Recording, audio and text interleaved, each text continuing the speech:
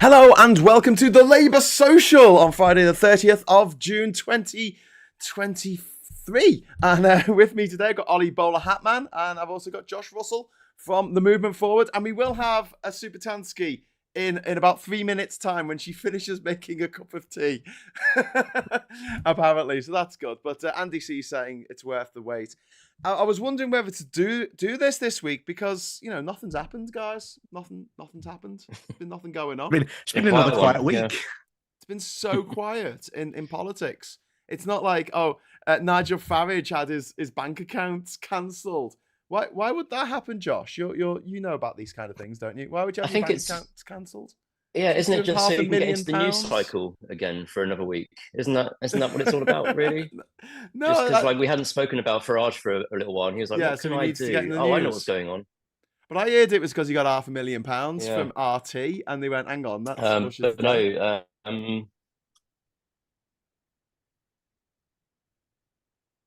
Yeah, state funded television, right?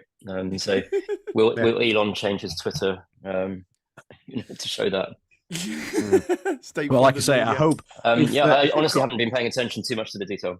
Yeah, well, like I say, if they've got Farage, I hope Galloway's next. I really hope he's next. Yeah, Galloway. Well, Boris Johnson.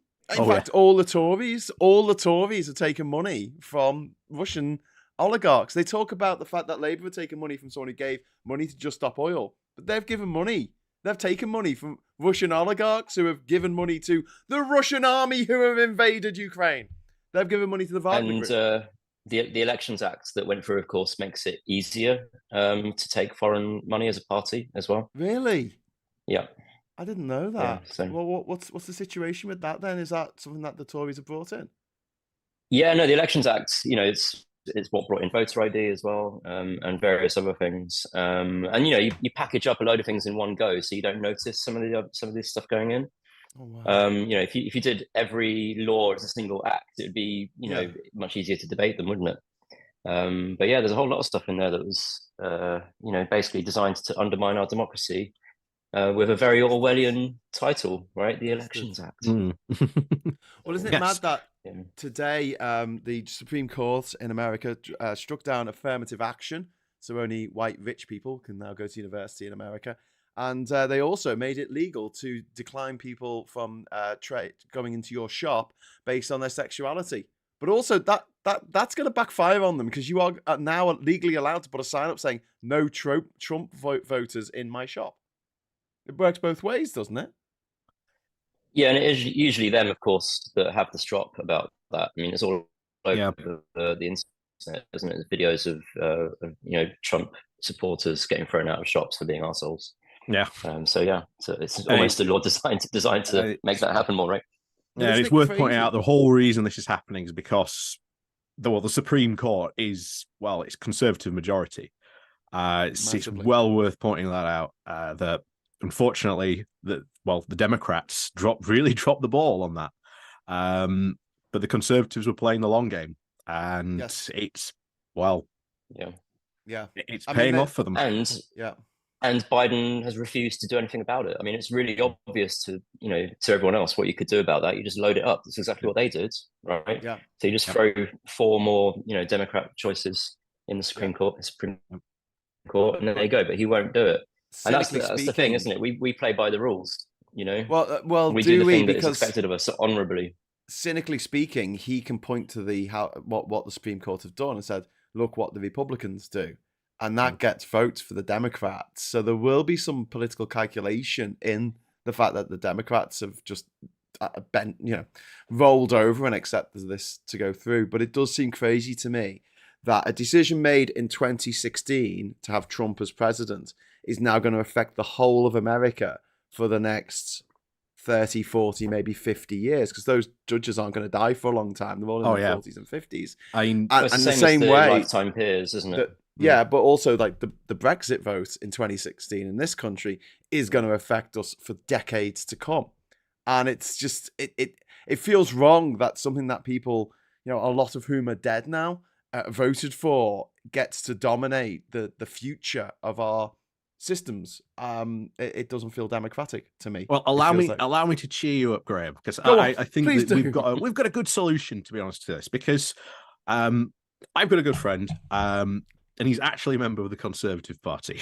he's a moderate Conservative, up in Scotland. So poor lad, he's got it hard. But good guy, love talking to him. And one of the things we were talking about was even he says just how much trouble his party is in. And how much they've caused obvious. As well. Caused how much problem? How much and caused? Yeah, and he even agrees. He even says, we deserve to lose the next election because of all the chaos that they've caused. But this is the opportunity, because it's very obvious that the Conservative Party is going to be in absolute chaos, if not for the next 5-10 years, trying to sort out what it wants to be, what it wants to do. And this is the massive opportunity now for us on the progressive side to start coming together and thinking, what can we do?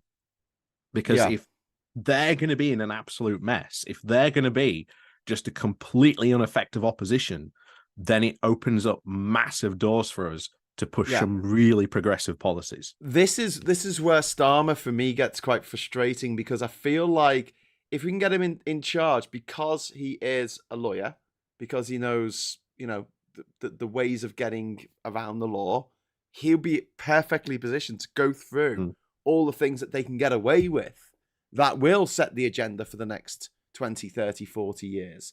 But I've got a feeling he won't do that, because he sees himself as like a man of honor or something. And I'm like, I don't want you to be a man of honor. Just get to power and destroy everything the Tories have done. That would be my key takeaway to Keir Starmer. Don't be bland and boring. Be brave and bold. Don't be Take nice. a page out of Ed Miliband's book, because he always said after he was Labour's leader, he said he wished he'd been more be bold about his leadership and the stuff that he wanted to do. And you've actually seen that in Parliament. To be honest, Miliband has really stepped up. He's been really, really impressive for the past couple of years.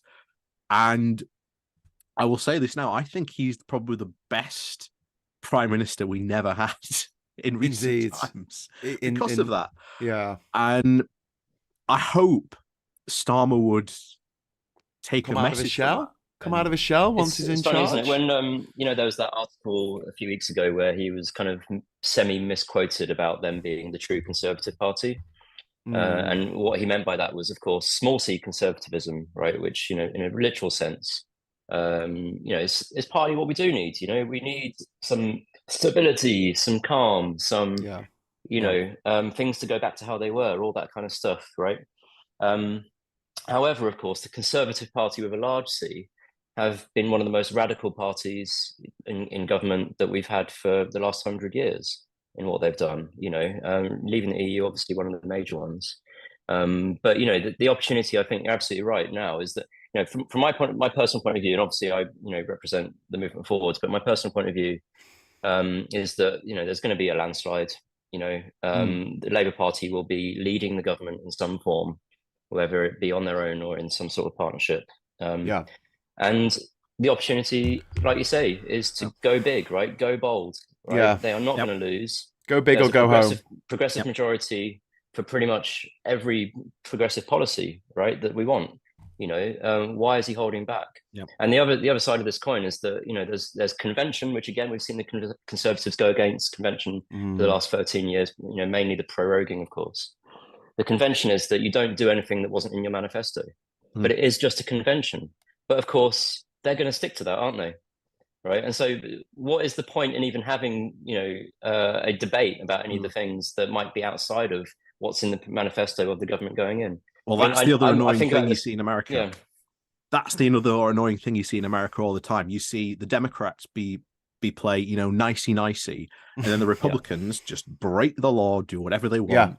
And the Democrats go, oh, that's not very naughty. Nice. That's naughty. Stop being naughty. And if you got to cross the aisle. Again, my other solution to this is, if you want to start doing this, then you need to do this. This is my Labour membership card. So you need to join. Honestly, you need to join the Labour Party. I know there are a lot of people out there. Oh, well, I left because of Keir Starmer. I don't care. I don't really care. Just join the Labour Party, and you can have a voice in the party. You can start affecting policy. You can start talking about stuff. You can get progressive MPs elected. Genuine question though. That doesn't seem to make any difference at the moment. So do you still have confidence that that's a real thing? Oh yeah, I don't think if you don't have faith in the current democracy, you'll never get anything done. I'm a big hopium addict. I am all in about terms hopium. You get in terms more of policy stuff done adoption with though. hope. In terms of policy adoption. We've got policy, but yeah, you get more stuff done if you are hopeful and you are looking forward, not backwards. And yeah, you're gonna get upsets all the time, but that's life. That's how it works, unfortunately. And if you're not fighting for it, if you're not in the long haul. Sure. Yeah. I mean, that is the other side of the argument. They're going to be in government. Let's, cross our fingers and, work with them once they are. And I agree. They are going to be in government and we need to do that. But we also need to be doing it now. Yeah. And I think, when you look at what gets into the manifesto, of course, there are, years of work goes into that from internally at the Labour Party, externally for activists, and then all the CLPs. And of course, the conference, right? And the big one, which we all, I think, agree will be completely transformational for this country, proportional representation. The CLPs that discuss it, 97% of them support it. And they did, and they took it to conference. Conference, it went through without a count, right? Just hands. Yeah. So we don't actually know the percentage, but we know that was very, very high. Otherwise, it was. Been a count. I was in the room. Right? Yeah. So, and it's not going into the manifesto. So I'm just playing devil's advocate in a sense, but what is the point of being a member if something at that scale doesn't get through? We'll have to do it again. Sorry, I didn't notice that thing had come up to say Supertansky was waiting. Hello, Supertansky. Hello. I was just sitting there drinking my tea. I was like, yeah, sorry, I was fiddling with the screen so it would look right when you came on, and it looks all right. It looks all right. How you doing? Yeah, I'm all right. Just sounded like a mixture of Barry White and a boy whose voice is breaking. Apart from that, yeah, all right. Ollie was just doing a party political broadcast of why you should join the Labour Party, and Josh is like, "Fuck that shit." Why? Who should join the Labour Party? I feel that's paraphrasing a little bit. Everyone should join the Labour Party. If we want to have a say over what Labour do in the next 5, 6, 7 years, we should join the Labour Party. Yeah. And I was just suggesting that hasn't actually been evidenced in recent times. They've not really been paying attention. It's not been great, is it, really? They need to get their shit together. Yeah.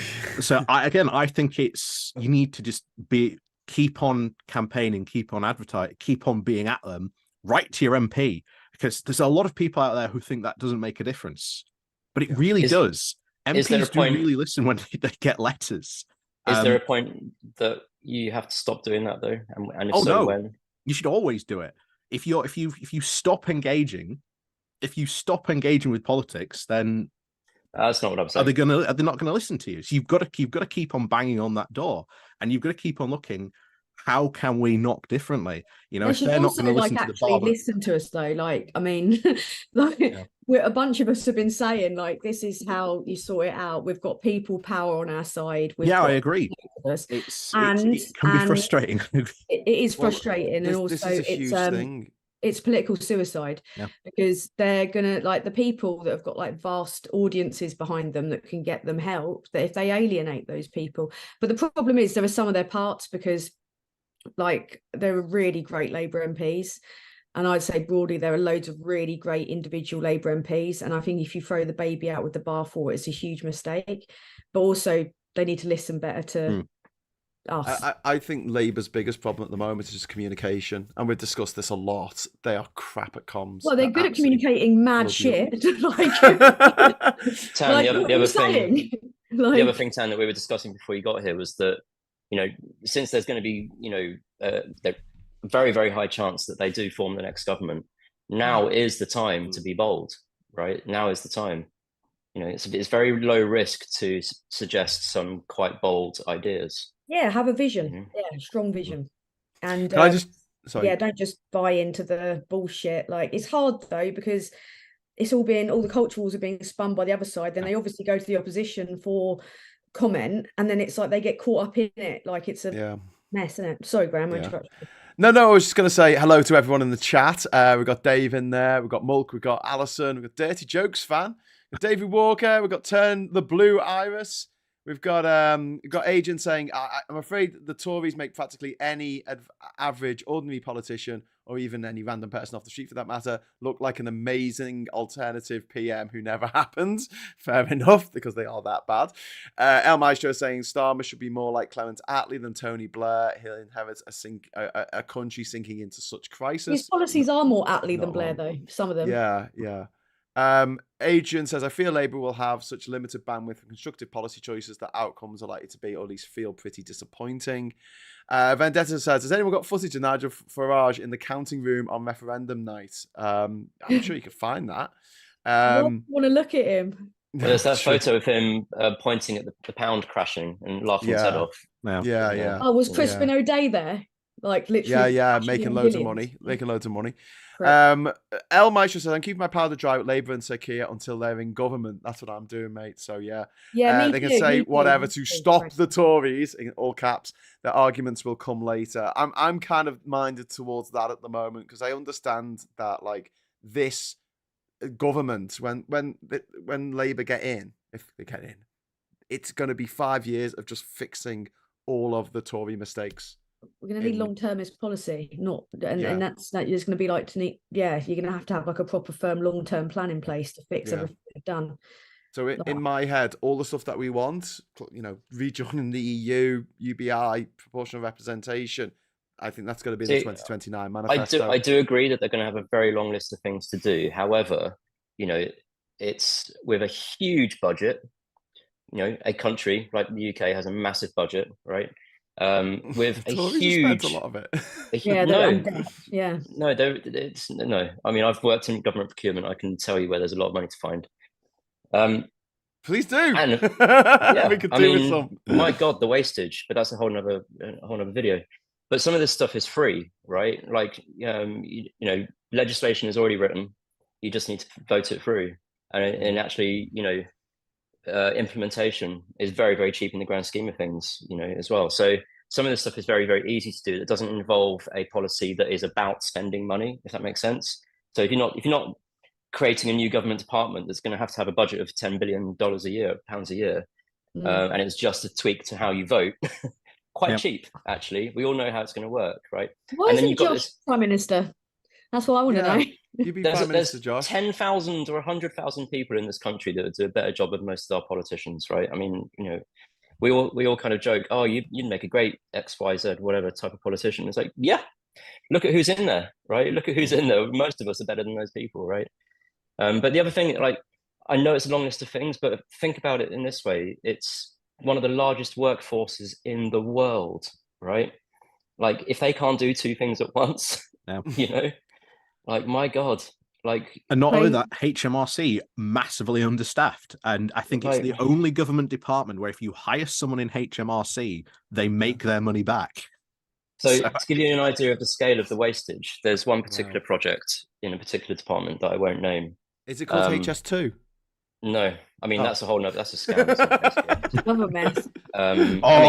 Don't get me started. I am massively follow the money. Follow the money. I am budget pro keeps going up. Yeah, the budget. I'm pro train as well. I'm not pro scam. That's the thing, right? Yeah. But no, there was one particular project where there was a contract with a large IT supplier, and usually, to lower the risk, you have a very long contract. So it's a 7-year contract, and even if you don't need what's in that contract after 18 months, you still have to pay for it, and it's still provisioned by the supplier. And there was one particular one that had literally 2,000 programmers twiddling their thumbs at £1,500 a day each, right? And they were just going to sit there for another 5 years doing nothing, and it's cheaper. It's cheaper to take the company to court to get out of the contract than it is to carry on the contract. But of course, that looks really bad, doesn't it? So you don't do it. What's the name of that, Josh? What you were talking about before? I always forget. You always tell me, and I always forget it. The term for like what the water companies do when they kind of cost in the fines they're going to get that are meager. So it's like, I can't remember what it is. I always forget what it is. Sorry, I'll put you on the spot now. Punishable by a fine is legal for a cost. Something like that. That's the phrase, isn't it? Yeah, no, it's built in, and it's obviously just passed on as a cost to us eventually, right? So it's so fucking corrupt, isn't it? Yeah. It is. But we've had quite an interesting week. I mean, Tan and I were at Glastonbury over the weekend, which was fun. That's why I'm brown and hoarse. That's why I've turned to a brown horse. I've got sunburn on the back of my hands. Actually. I'm peeling. Like my shoulders are still peeling. Like. And I had factor 50 endurance. I think I walk the equivalent of about 2 London marathons. Yeah, more than that. Like on one day alone, I walked 16 miles. Yeah, but then you got home and you wrote a really nice story on Twitter about how you were helped out by the Samaritans. Enter Brendan Clark-Smith, MP, one of the 2019 woohoo intake. And he decided that it now would be a good time to make fun of you and demean the use of the Samaritans. The only person that he embarrassed and shamed in that exchange was himself. Absolutely. And I expect nothing less from a Tesco value bean-eating prick like him, to be honest. And the reason that he came for me is because I constantly humiliate him. And I tell you what, I make no apology for that. It's the least that he can take. It's the least that he can take for what this government have done to the country. And it's not even that bad. It's like, I'd swear a bit. I tell him what people are thinking. And people interact with my tweets way more than his. Like, people agree with me more. So he thought he would get me in what he saw as a moment of vulnerability, which I saw personally as a moment of strength and gratitude in talking about something like that, because it can save lives being open about stuff like that. Absolutely. And then he came in thinking that, he was going to embarrass me, and he got blasted all over the national press for being a callous prick. And then... Oh, tonight, the crowdfunder. Oh, sorry, I was going to come to that. But first of all, he got named on the list of the Privilege Committee for holding Parliament in contempt. So there's a good chance that they might sanction him if it's more than, 10 days? If it's more than 10 days, it can trigger a recall and then by-election. And then which he will definitely lose because it's in the red wall. I mean, what do you think his chances are, Josh? I mean, so he had 55% of the vote, I think, when he won. But no, I mean, isn't on the polls showing Labour on about 42%, I think now, which would mean that he's on 38 or something. I can't remember which poll I saw, but he's gonna lose it. I mean, it was Labour before, right? He's not. No, he's about as popular as uninhibited wank in a park. Like I'm going to work with. Tell us about the crowdfunder. Well, first of all, I just want to say that I'm personally talking with Joe White for Bassetlaw, which is a Labour candidate. So I'm going to. Before with him, it was just like ribbing him. Now it's war. So. Unlucky, mate. Yeah. Hell have no fury. Now it's very personal. So, but he set up a crowdfunder tonight, like to raise money. Raise £5,000. What's he up to, Tan? He said, right? Do you care about freedom, democracy, and British values? If so, then help us fight for them by donating to my campaign. Right? He set up a crowdfunder. Like about 5 hours ago, and he's got 88 quid. 88 quid? 71 pounds. No, it's all right. It's all right. CCHQ just haven't sent out their email yet. That's all. You wait. Maybe you should sue some more people. Maybe that's how he'll get the money. Oh my god! But it's just a grift, isn't it? It's just a grift. He'll be selling mugs as well. What's he got? £88. He's taking his own chain of beans. I think I took more than that for my crowdfunder to make a big statue of Winston Churchill with a big cigar up his bum. I tell you what, because if you did anything to it, like if you touched it in any way, you could go to jail for 5 years under the new Tory policy. Statues are protected more than women, mate. So yeah, I know. Yes, they are. The sentences are more harsh. Just before we go on, I just want a big shout out to Graham Haller. How you doing out there, mate? He says, £5 super chat there. There was a Labour video put out on YouTube about a month ago, but since then, silence. And that's it. I mean, we're catching up slowly with the official Labour YouTube channel, and we're just doing this in our own fucking houses. Do you know what I mean? This is not like a big budget affair. Whereas Labour have got loads of money. They spent money on building a studio apparently down in London that I don't think they've ever used. Josh, when you're talking about government waste, I mean. Oh yeah, no, I mean totally. I mean, oh my God, where do I even start?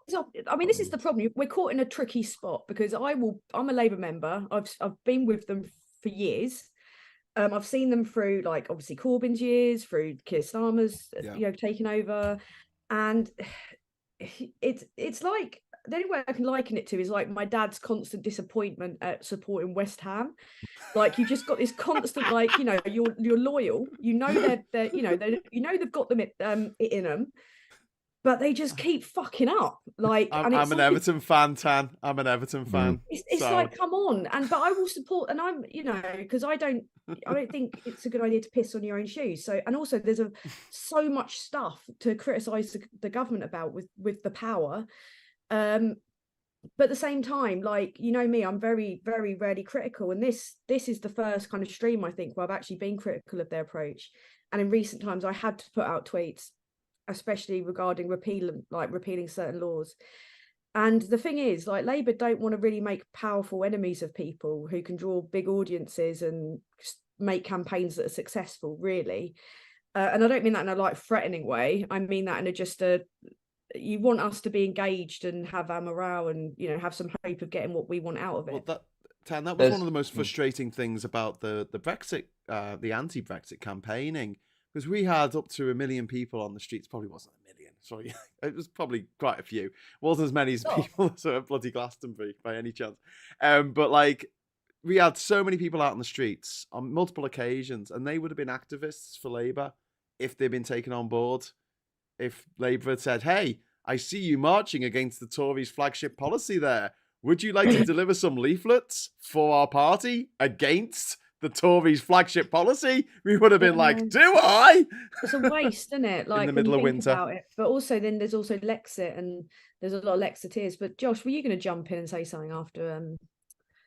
I mean, there's a few things to say, but like, I mean, wouldn't it be tonight, my dear? You seem weary. Me? Yeah. He's not even supposed to be here. One that I won't discuss on stream.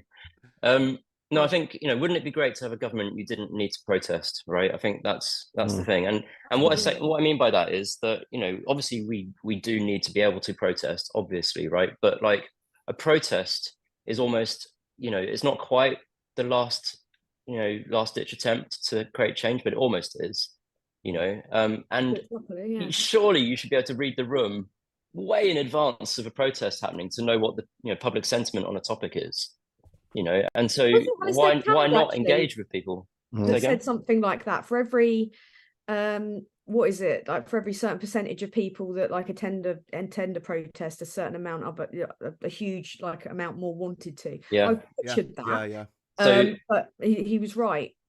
The first thing I ever heard kind of talking about things on those terms was about Points of View. Do you remember Points of View, that show where they'd read the letters written in about other TV shows, right? And Robinson used to present that, didn't she? And the stat that I think the BBC put out around that time was that for every letter that they received, they would estimate that there was 1,000 people that would have written a letter but didn't, right?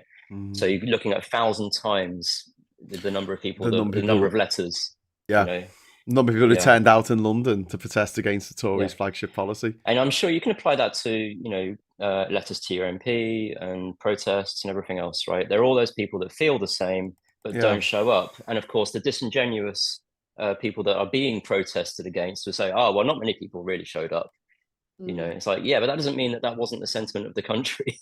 Right? No, and it takes a lot for people to even bother to get out anyway, especially, and it's even harder now more than ever, because obviously they know they're doing wrong, so they're clamping down on our ability to push back towards them. It's as simple as that. We had Ben from Just Stop Oil on our panel at Glastonbury, which Graham spoke on. And he was telling people, and very much now our entire ethos, I think, or what we're trying to get people to do is like a direct call to action, basically, to like not to just kind of think. I think the time for being kind of, you know, refusing to be one way or another politically for risk of alienating a certain person is over. Like it's now's the time to call it out. Did you read about Just Stop Oil wanting to disrupt the Pride March tomorrow in London? I can't go with that. I'm sorry. I'm happy for them to disrupt the snooker and the cricket and stuff, but I didn't know anything about that. I've not heard. Basically, the Pride event's being sponsored by an airline company, or one of the sponsors is an airline company. So they're saying, like, you shouldn't be sponsored, which is fair enough. The Pride shouldn't be sponsored by an airline company. But it's really important at the moment, like with what's exactly, with what's going on and just what happened today in America. The LGBT plus community is under threat like never before. So, guys, just not them. And I feel that way a little bit about Just Stop Oil. And I think I was talking to the guy at Glastonbury about this a little bit. Is like, choose your enemies. You know, if you're going to disrupt stuff that I don't care about. You know, don't disrupt football matches or gigs or Pride marches. Go and upset the toffs who are, you know, drinking canapes. I wish they would. I wish they'd go to the Carlton. I wish they'd go to Carlton. Or Tufton Street. Or Tufton Street. Drive down Tufton Street with a slurry van and just spray poo all over Tufton Street. Or their houses. You go. Like, go to their fucking like street, disrupt their streets. Because I've been thinking for a while about that. At the same time, though, it gives me kind of like mixed feelings, that obviously because of what's happening with the LGBT community, but also what Just Stop Oil doing is important. But I don't think I'm on board with Pride. It's at what point do you turn off the public? Exactly. Yeah, and I think that's something that Extinction Rebellion got onto, and that's why Extinction Rebellion's protests in recent years have been targeted towards the oil companies and the actual people that need targeting, rather than upsetting someone trying to get to work. Or they've got a lot of allies in the LGBT community that they don't want to turn away, I think. Exactly. Exactly. And I think that would be kind of it depends on what they're doing. I mean, if they're just rallying, then they could probably join in, couldn't they? I mean, I don't know what their plan is in terms of disruption. Well, Kevin Grant in the chat here is saying Owen Jones made a video about Just Stop Oil and Pride. He made a convincing argument that Just Stop Oil are doing the right thing. And I mean, there is an argument that the Pride event shouldn't be sponsored by a fucking airline, but at the same time, to be honest, sometimes if you are a company like, something like that, if someone's going to give you money, are you going to be in a position to say no to them? This is why it's quite a multi-layered thing, right? Because of course the companies that can afford to do that kind of thing are often the companies that are most exploitative of things like natural resources, for example. Organizations that are making the most profit, they end up being the sponsors of things. Because there are very few other options around, right? And they want to look good, don't they, for their PR? They want to be seen as inclusive and trendy. Yeah, which again, just perpetuates their ability to profit in a way that they shouldn't be, right? Yeah. So that's advertising and capitalism, isn't it? Yeah, it's like pink washing or something, don't they call it, where companies pretend for a month that they're LGBT friendly when really. Another good example is Disney versus Ron DeSantis.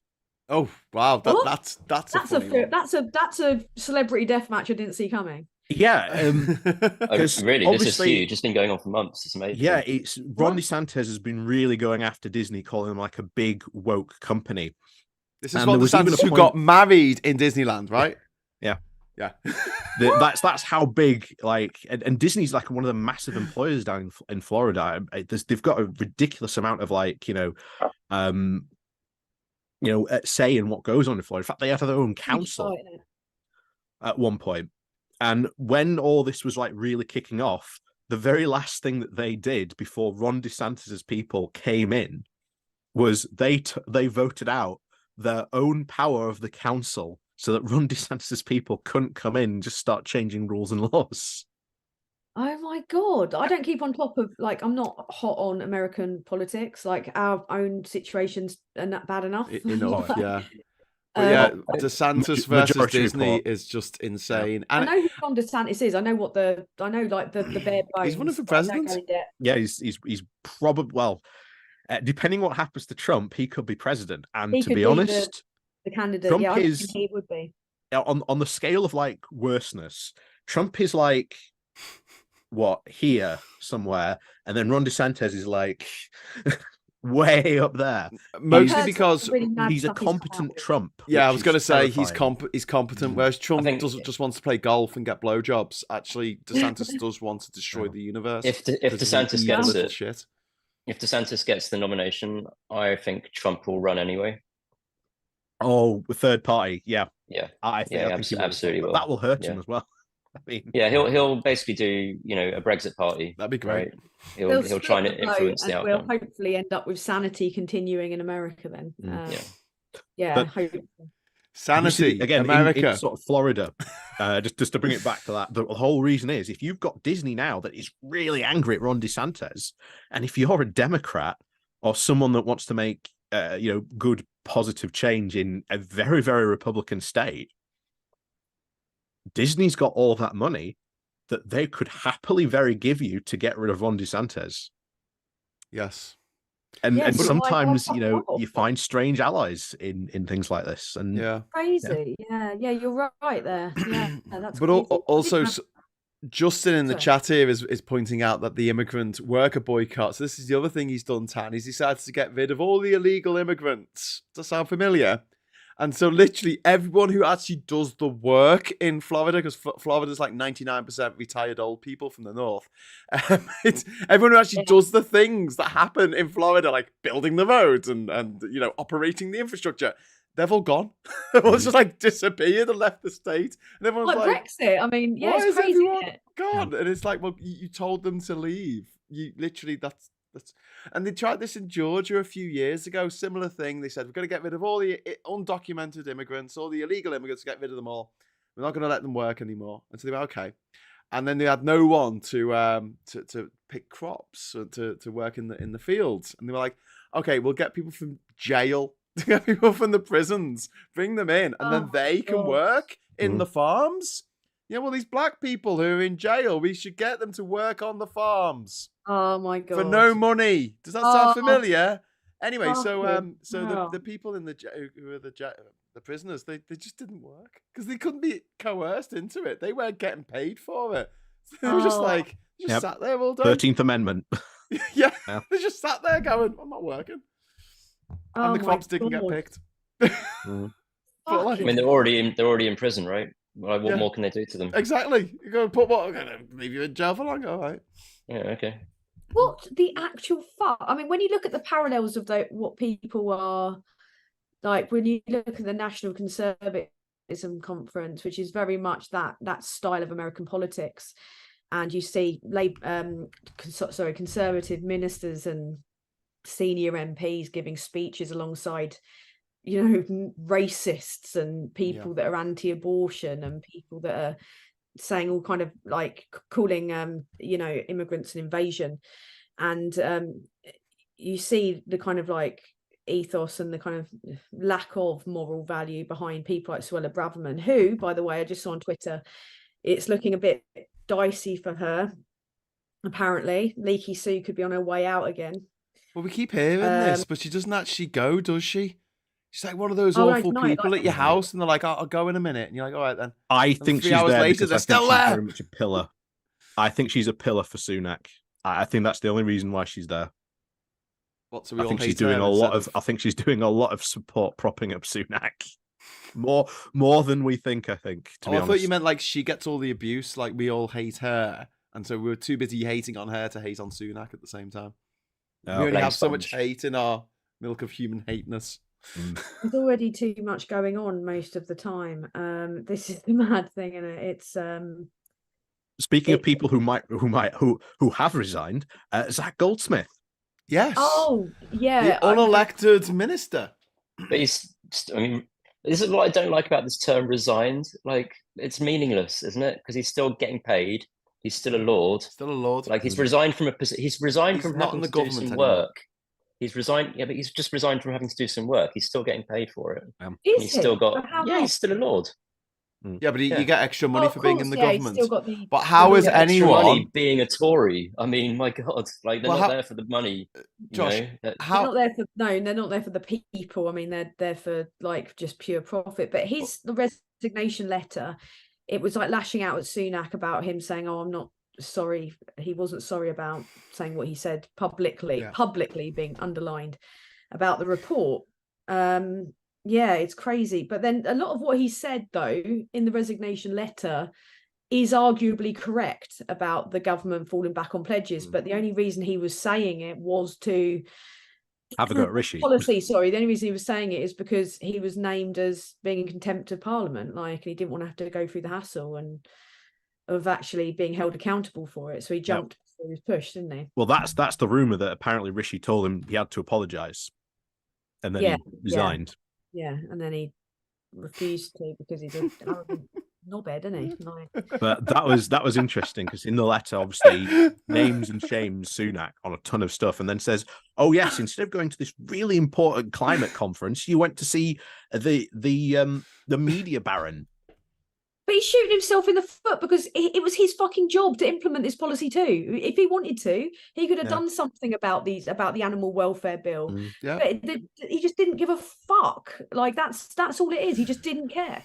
But also, I object to him, to Zach Goldsmith and David Frost being in government. They are not elected. I don't want anyone who people haven't voted for in a popularity contest, whether it be first past the post or PR, whatever system we have, whatever democratic system we have.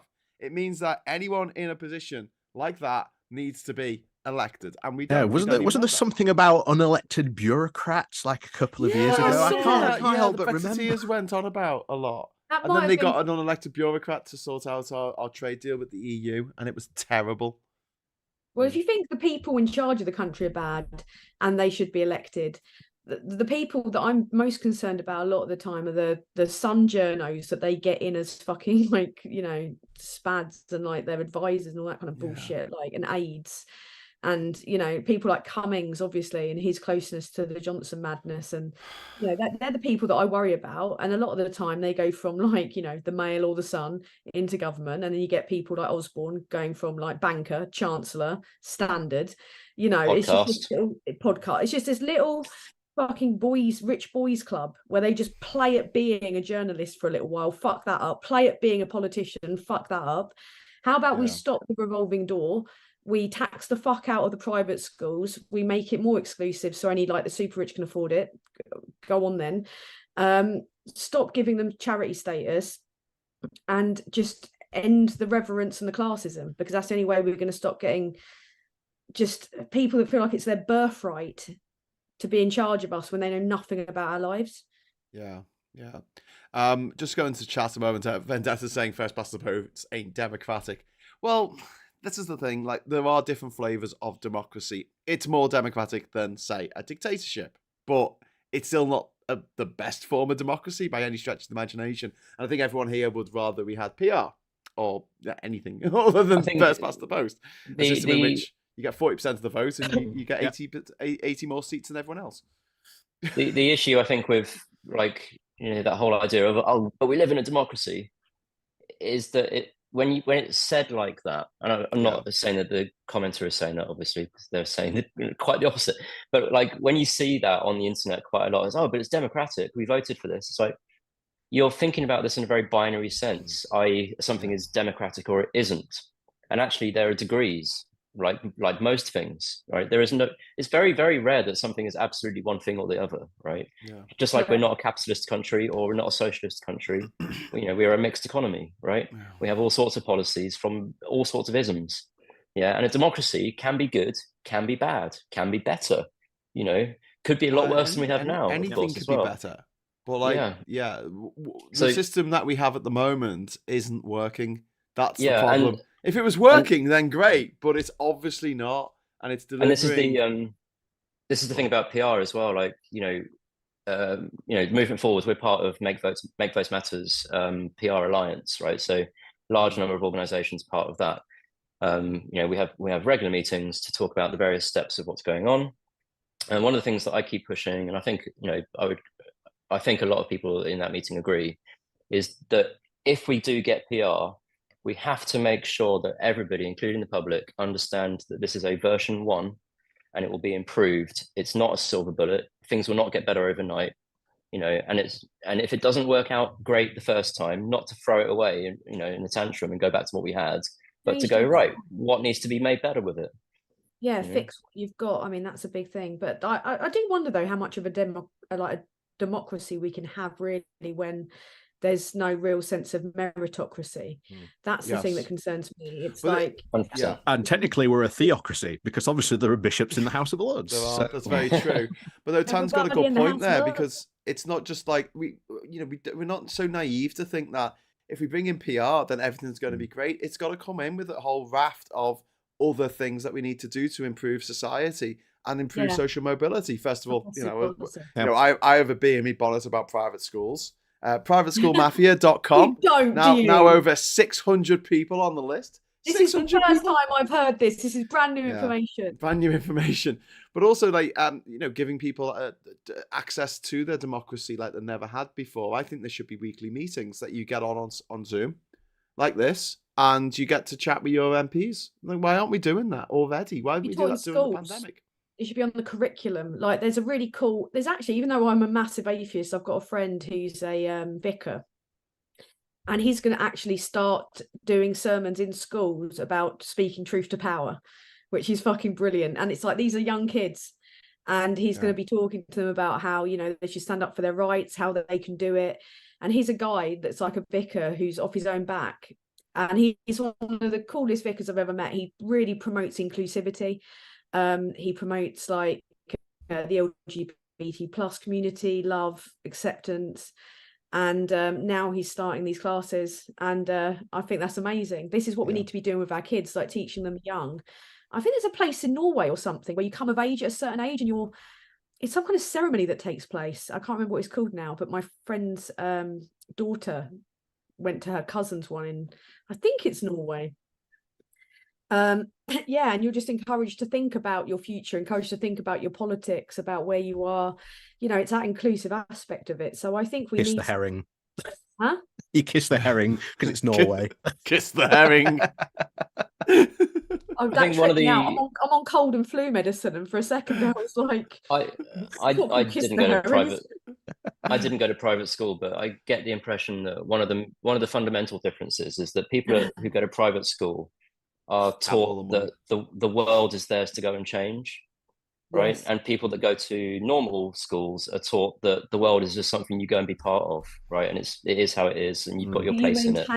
And you work, you turn the cogs, whereas the other people get to enjoy the benefits of the, it's really messed up, like how you're just almost like trained to be a worker.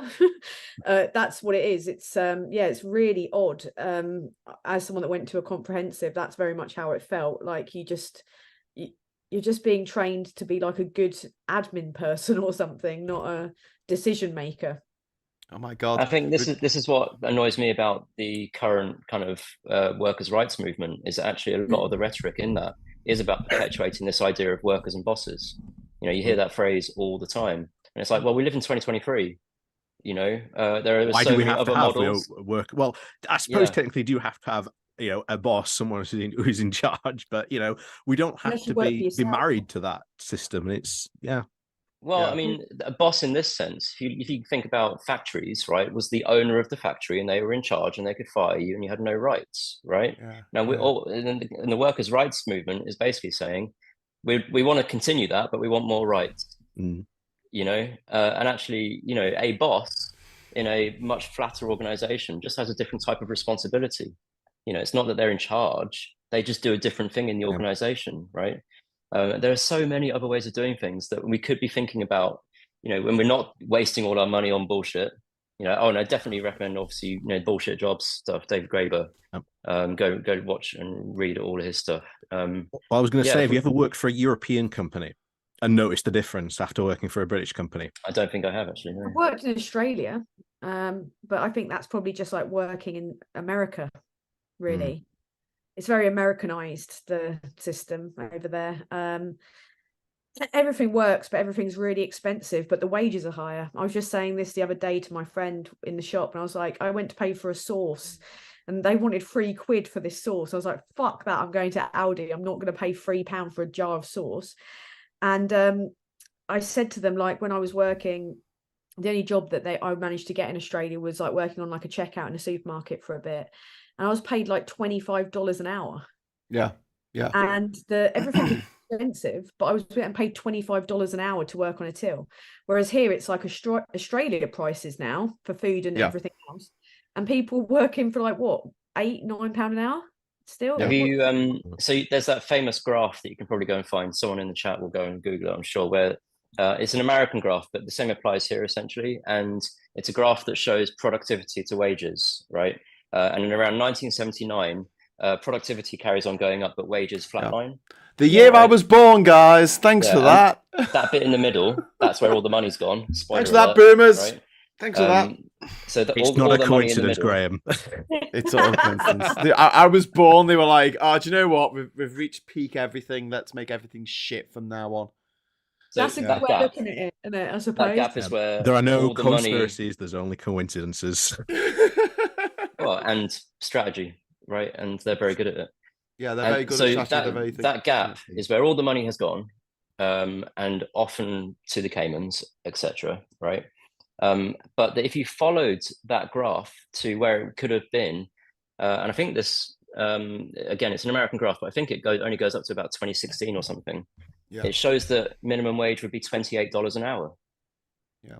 Right. Now that's pre, the crisis of the pandemic and everything else. So if you map that here, and especially with the current exchange between pounds and the dollar, it's about the same. We should be on about £28 an hour minimum wage in this country if we'd carried on. We should.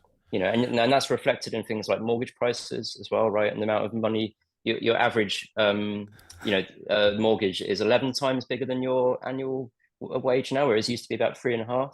Yeah. And what you pay out of your weekly take home used to be 9% towards mortgage or rent. Now it's 33%. So we shouldn't be fighting for a £15 an hour minimum wage, because if we're lucky, we might get 13, right? What we should be fighting for is a £30 an hour minimum wage, because it actually is where we should be. Yeah. Right. Yeah. By the way, super chats are on. I just a couple of things. Apparently, it sounds ridiculous, though, doesn't it? Yeah. No. Yeah. Super chats are open, by the way. I just want to address something in the chat that Sarah White's saying about we mentioned LGBT plus before, and apparently we missed out the T on one of the times we said it. I'm really sorry about that. That was not intentional. That was a mistake. Apparently. So I just want to apologise for that, because that was not intentional. I'm a huge ally of the trans community, and as am I. Normally allow that kind of shit to go down. And Sarah's pointing out quite right that there is the LGB Alliance, which is a massively that's who we do not want to be. Group. That's apparently a charity. It's a charity, don't you know, that just goes around hating trans people. It's bigoted. That's what it is. One of our friends today was actually messaged by, I won't say who, but was messaged by Graham Linehan, that famous transphobe, and saying that she wasn't a proper lesbian.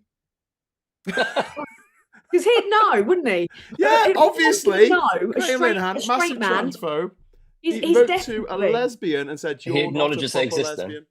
Because you support trans people. He's definitely the authority, isn't he, on that? We've heard some things about Graham Linehan. Are we allowed to say any of this online? I wouldn't. Oh, right. But there's a reason why he is like he is. And the reason's like really sad and pathetic. The other thing that I saw come up in chat, I don't know if that's true, but apparently Brendan Clark-Smith super chatted Max. That couldn't have happened on his live stream. Really? I don't know. Must have been someone pretending to be him. Someone go back through the archives. If that was true, that was amazing. But I doubt it was the. Well, was it more than 88?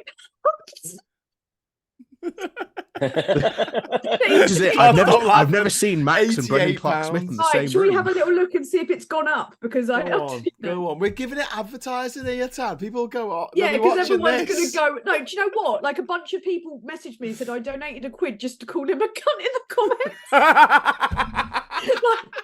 That's the last thing we need. 5,000 people calling. Money is just for people. If you look at the messages below, they've literally just done it so that they can call him Let's have a look. Speaking of grifts like this, on Twitter now you can have paid like subscriptions, right? Where there's a private feed for only the people that have given you £5 a month or whatever. Go and have a look on some of the people that have those, because it shows you the number of tweets, and for some of them it's shamefully small. Really? Like, these people are not getting value for money. Not at all. I think Lawrence Fox was the one I saw recently. It was like 18 tweets or something. It's like people are paying him for that. Like, what are they getting? Okay, maybe it's quality, not quantity, right? But that is honest. Brendan Clark-Smith is at 90. Do you want to see some of the comments that have been left for him? He's on 90. He's got £2 more. Well, £90. Put this £1 to cover your bus fare to the job centre, Brendan. Good luck getting a new job. You'll need it. Fully special prize, bus fare home. £1 donation. I'm so demented. I think you're great. Was worth £1 to say you're an appalling MP. For years you've been on the Brexit track. Just goes on and on. A big long message about. That's incredible. This £1 is to show my disgust towards what you represent. The 49 other will go towards the Samaritans in support of their work. Excellent. Someone suggested that you should set up a Samaritans crowdfunder, Tan. Who? What? Someone suggested in the chat that you should set up a Samaritans crowdfunder. I did. On my Instagram, I've raised nearly £480, and wow. Simon and Chris set one up, and they raised £2,500. Wow. So that blows Brendan Clark-Smith out the water, calling me a grifter for this, and I'm like, yeah, because nearly £3,000 for the Samaritans is personal money to me, isn't it? You dicks. Yeah, and these people support Boris Johnson. By the way, is just keeps on going. They keep going. Here's £1, take it and piss off. I shit you not. Right?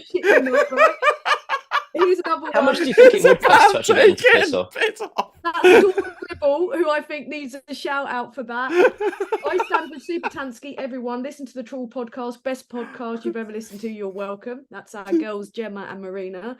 Oh, yeah. Screw the Tories, support the Samaritans, and they're showing the GoFundMe for the Samaritans. It was worth £1 to call Brendan an arsehole on behalf of Supertansky. Good luck, you'll fucking need it. That is just a lot of very. Oh no, here we go. Let's face it, this is throwing good money after bad. Use the cash for someone to write you a new CV. So long, loser. So yeah. I think my personal favourite is here's £1, take it and piss off. I think that's the winning message. So most of the people, and that's like a good 15. I don't know how many. There's 21 comments, right? And when he started earlier on, he had £78 after 5. Oh god. Up. So I'd say a good proportion of that is people paying money just to rip him a new soul on his crowdfunder. But I hope he doesn't catch on, because I don't want him to have money. Like it's a tough shout. But yeah, thank you guys. It's a good tip though. I think on our next crowdfunder, I'll encourage people to leave their message for the Tories in the comments. Oh, absolutely. Yeah. I mean, yeah. Just call it the Jobless Tory Fund. Yeah, Universal Credit Life is going to hit hard, man. I saw someone saying, "Oh, there's going to be a big long queue outside the job centre." When they get thrown out, and I was like, "Job centre? Are there any of those left? Because they've been closing those down, haven't they?" I mean, and also, Dean Doris is going to have to go back to writing terrible books. And they don't fail upwards. This is the point. They don't, like, these privileged bastards they'll never fail. I mean, just look at how Johnson's benefiting. I mean Brendan Clark-Smith will, because obviously, like, you could have put a blue rosette on a barely sentient slug and it would have won the last election because it was a Brexit. Well, they did. And he did, and it did. But him and Anderson, they're just so devoid, as I said to you the other day, Graham, of like any skill or talent or ability. Yeah, they're just classic television, spoon feeding someone beans. What was that about? So like, he was on a show with Leanderthal, and he spoon fed him beans. Did you watch it, Ollie? I saw the clips. Why was he doing it? Why was he feeding him beans? Yeah, it was GB News getting their money's worth with the picture of Lee Anderson says, "Here comes the airplane." What was the reason in the clip? What was the reason for them doing it? They're probably taking the piss out of people that live on food banks, because they were talking about tins of beans when they were taking the piss out of people that can't afford to eat, weren't they? On like, yeah, it was a segment about who's the best, which are the best beans. I might be giving them too much credit, but whenever I see something like that, I just think that they're doing it on purpose to just get something else out there that's going to, you know, detract from real things, essentially. Yeah. Like I think they kind of know, and this is clearly what Johnson was always doing, and that's why we all think he was a clown. They clearly know we'll get distracted about it. It will trend, you know, and we'll waste our energy discussing that rather than real things that they're actually doing, you know. But I'm giving these two in particular way too much credit, because I think they have no idea what they're doing on a moment-to-moment basis at all. Lee Anderson's post-MP's life is creating only beans. Yeah. And his current life is pre-consciousness. The guy just doesn't have a fucking clue what he even is. It's just so embarrassing. I'm so embarrassed for them. Like, in the entire Tory party, I just cringe. It's like a bad comedian coming on stage and just defecating in front of everyone, and the room is silent, and you just want to crawl inside yourself and die. You know, that's the people running our country at the moment. There's a moment in Succession, which I hope isn't a spoiler, but you know, one of the kids I just watched an episode in season 1, so please. Okay, well, no, this isn't really a spoiler, but one of the kids is being threatened, you know, with putting something out there, and she just basically is like, yeah, you know what the problem is though? We don't get embarrassed.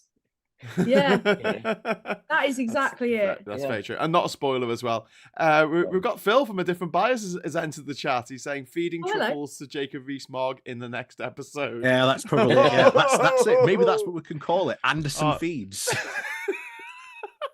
I feel like that's like a really niche, you know, tag on like, you know, a very suspicious website.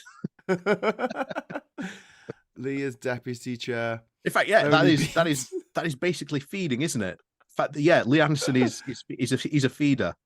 He's literally Yodi has put into the chat only beans. Yeah. TM. This new channel on new program on GBBs. Only beans. Oh my god, they have only no cringe gene. No, they do not have a cringe gene.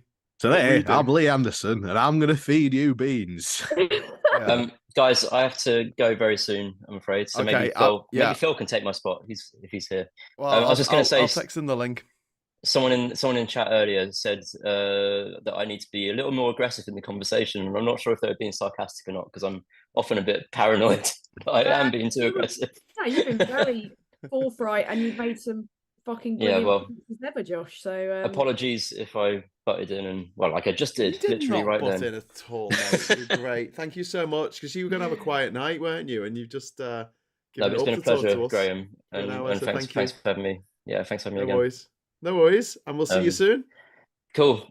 Yeah, have a great weekend, try not everyone. Try not to shut down the whole stream. Yeah, I definitely will. I'll be very careful with my clicking. I can't believe I did that last week or the week before. I'm so sorry. Yeah, I'd become host somehow, and when I left, the whole thing closed. Oh, you took everyone with you. Yeah. They didn't get a chance to say goodbye. Thanks for having me, Graham. Thanks, chat. It's been fun. See you soon. See you, Josh. Ollie, Tan. See you. Sorry, I've got to make a tweet about that fucking here's a pound, take it and piss off comment, because it's genius.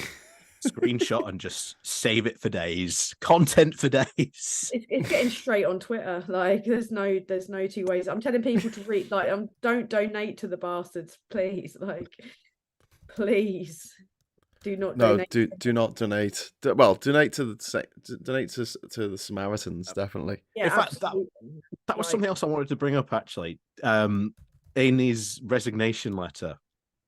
Did you see the whole thing about how he said that if the Tories don't actually start doing stuff on the environment, they'll lose votes with voters? Yeah.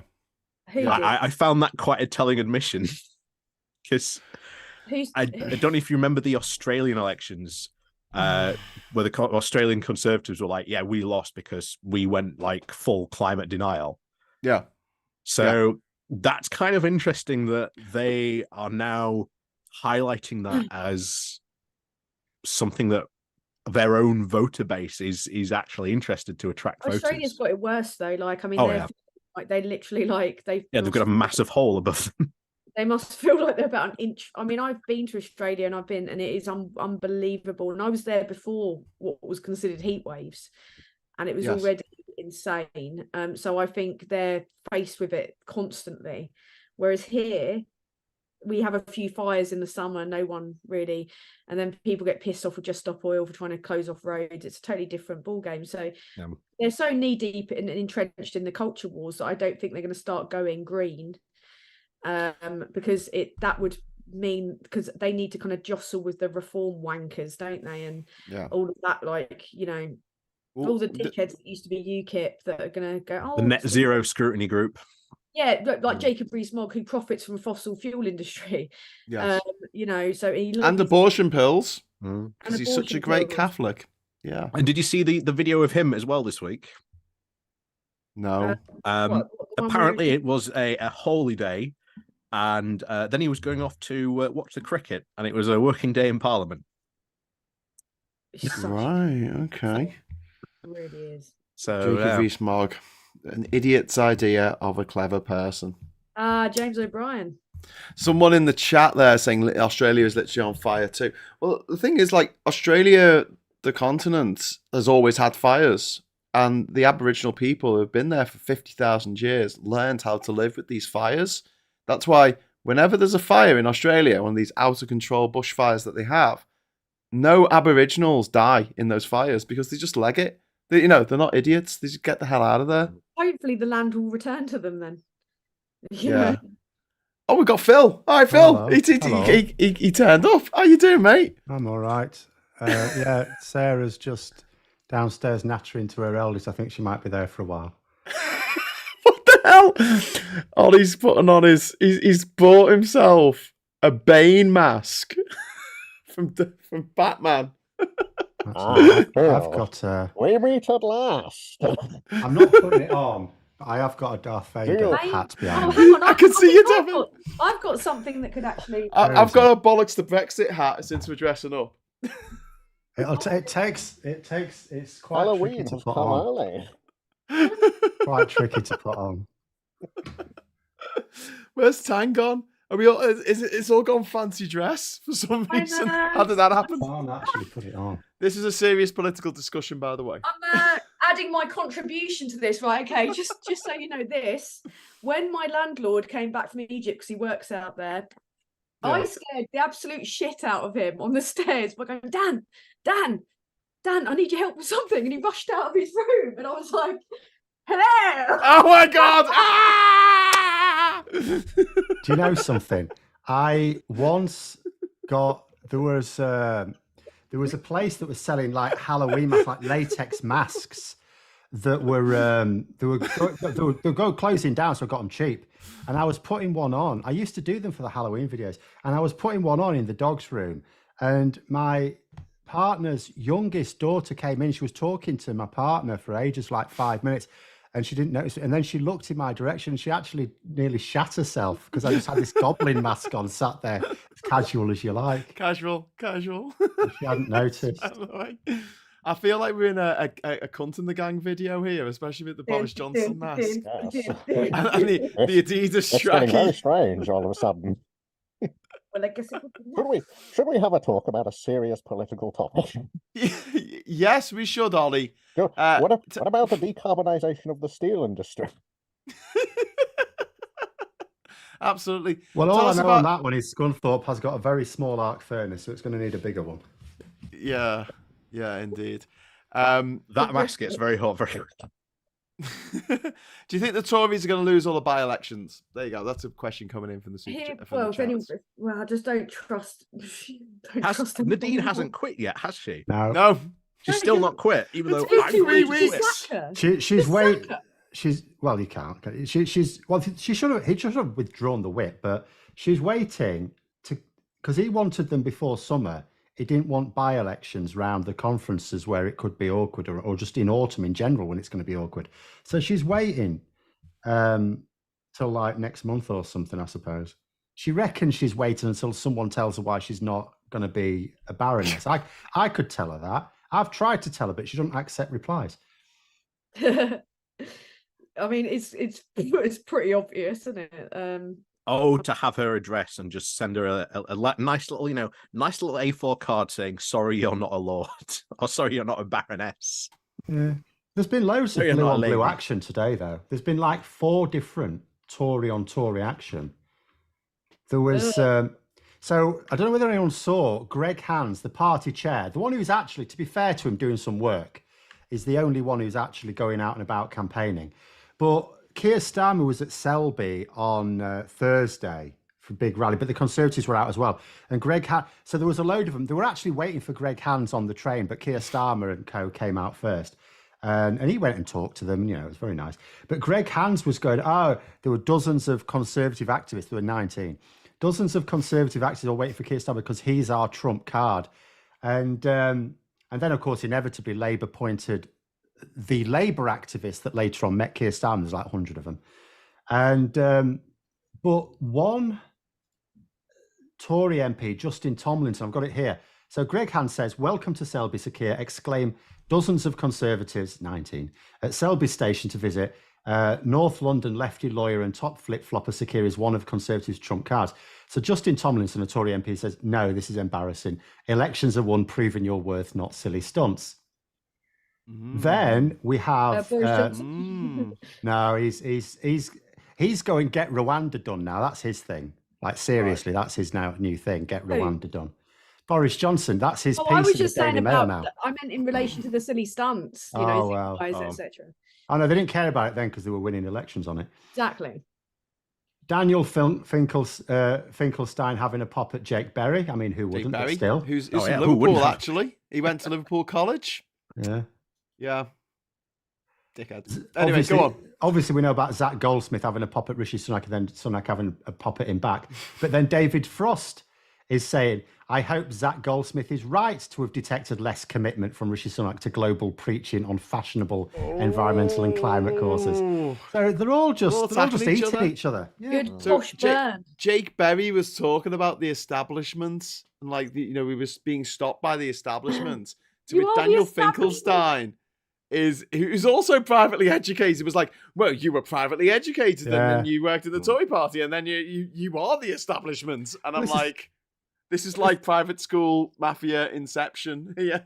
Yes. Well, this is what he said. His exact words were, "The right honourable," so because as you say, Jake Berry was going, the establishment blocked it. So Daniel Finkelstein says, "The right honourable Sir Jake Berry went to private school, became a lawyer, was in Cameron's number 10, was a Remainer, was chairman of the Conservative Party, was knighted for his service. It's embarrassingly ridiculous for him to start attacking the establishment as if that wasn't him."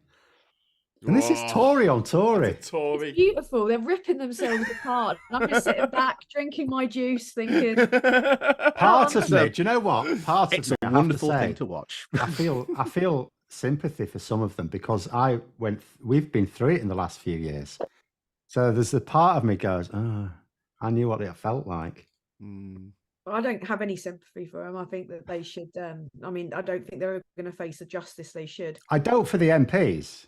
I mean, more for the sort of Conservative supporters who sort of genuinely believe in it, just watching their party. That is a bit different because it has been a massive, multifaceted con job, isn't it?